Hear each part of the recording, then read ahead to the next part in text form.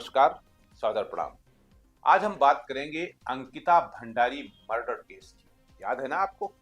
एक ऐसा मामला जिसने उत्तराखंड ही नहीं पूरे देश की आत्मा को झकझोर दिया था।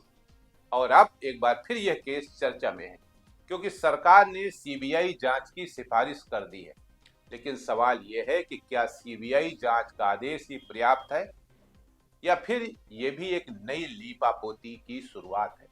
वहां के जो लोग हैं उनका तो कहना है कि ये एक लीपापोती की शुरुआत है, होना कुछ भी नहीं।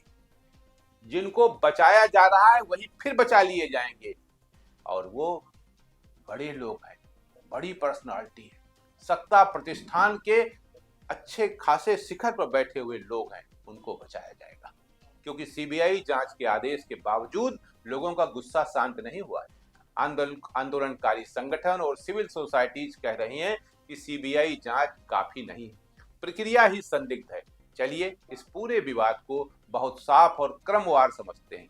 सबसे पहले सीबीआई जांच की जरूरत क्यों पड़ी। अंकिता भंडारी केस में कोर्ट का फैसला आ चुका है। दोषियों को उम्र कैद की सजा भी मिल चुकी है।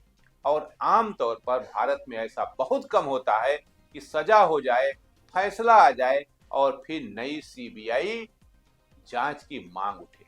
लेकिन जब अपने को बचाना है किसी को, तो कुछ न कुछ तो गेम करना ही होगा। कानूनी जो कमियां हैं, जो पॉइंट हैं, उन्हीं के आधार पर खेल को बनाना बिगाड़ना है। तो इसलिए नया नाटक किया गया है। इतिहास गवाह है कि सजा हो जाने के बाद बहुत ही कम ऐसा हुआ है कि पुनः उसकी जांच की मांग उठे, वो भी सीबीआई की, ताकि लंगरहन किया जा सके। लेकिन अंकिता केस में मामला अलग है क्योंकि यहाँ सजा के बावजूद सत्य अधूरा रह गया। और सबसे बड़ा सवाल अब भी हवा में टंगा है, वो वीआईपी कौन था? वही वीआईपी जिसके लिए एक्स्ट्रा सर्विस की मांग की गई थी। और जब अंकिता ने इनकार किया तो उसे मार दिया गया। जो आपको जो स्पेशल सर्विस है, इसकी व्याख्या मैं नहीं कर रहा हूं, आप स्वयं समझदार हैं। ये आरोप सिर्फ अफवाह नहीं थे, ये दावा 17 सितंबर 2022 की अंकिता की व्हाट्सएप चैट के से सामने आया था। लेकिन एसआईटी ने इस वीआईपी एंगल को किसी व्यक्ति से जोड़ने के बजाय रिसोर्ट के वीआईपी स्वीट से जोड़कर मामला ठंडा कर दिया। सीबीआई भी यही करेगी। और यहीं से शक पैदा होता है कि किसी को बचाया गया। अब सीबीआई जांच पर लोगों को भरोसा क्यों नहीं? क्योंकि विवाद सीबीआई पर नहीं, सीबीआई तक पहुंचने की प्रक्रिया पर है। आंदोलनकारी संगठनों ने देहरादून के बसंत विहार थाने में दर्ज उस एफआईआर पर आपत्ति जताई है जो सीबीआई जांच के लिए दर्ज कराई गई। उनका कहना है ये एफआईआर अंकिता के माता पिता या पीड़ित पक्ष की तरफ से होनी चाहिए थी, क्योंकि असली पीड़ित तो वही है। लेकिन एफआईआर एक ऐसे व्यक्ति ने दर्ज कराई जिसका केस से सीधा संबंध या सीधा स्पष्ट है ही नहीं। और अब यहाँ सबसे अहम तकनीकी बात समझिए, क्योंकि केस में फैसला और सजा हो चुकी थी, इसलिए सीबीआई को जांच देने के लिए नई एफआईआर जरूरी थी। और यही एफआईआर अब विवाद का केंद्र बन चुकी है। आरोप यह है कि सरकार ने जानबूझकर अपनी पसंद का वादी चुना ताकि सीबीआई जांच के नतीजों को अदालत में चुनौती देने का अधिकार उसी के हाथ में रहे।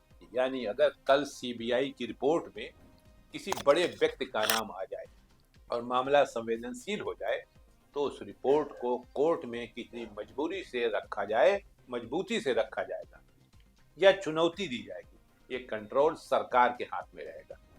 यानी हम जो चाहेंगे करेंगे वही। यही तो लोग कह रहे हैं कि लीपापोती का शक। और अब भी गंभीर बात क्या है? आंदोलनकारी कहते हैं कि जिस शिकायत पर एफआईआर दर्ज की गई, वैसा ही पत्र अंकिता के माता पिता पहले ही मुख्यमंत्री को दे चुके थे।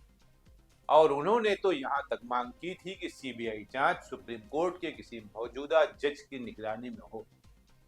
लेकिन उनके आवेदन पत्र पर कार्रवाई नहीं हुई, उनके पत्र को गंभीरता से नहीं लिया गया।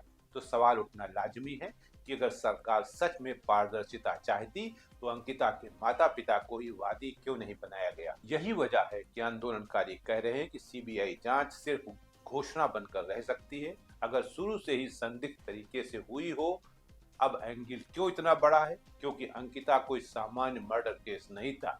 ये मामला एक लड़की के सम्मान, गरिमा और प्रतिरोध का था। आरोप था कि उसे एक्स्ट्रा सर्विस के लिए मजबूर किया जा रहा था और जब उसने मना किया तो उसकी हत्या कर दी गई। अब अगर ऐसा है तो ये सिर्फ हत्या नहीं, सिस्टम का अपराध है।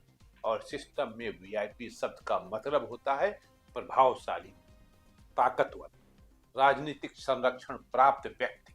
इसलिए वीआईपी एंगल का खुलासा इस केस का सबसे बड़ा सच है। और यही वजह है कि एसआईटी पर लगातार आरोप लगे कि उसने जानबूझकर इस एंगल को कमजोर किया और फिर मामला सजा तक पहुंचते पहुंचते 3 दोषियों तक सीमित कर दिया गया।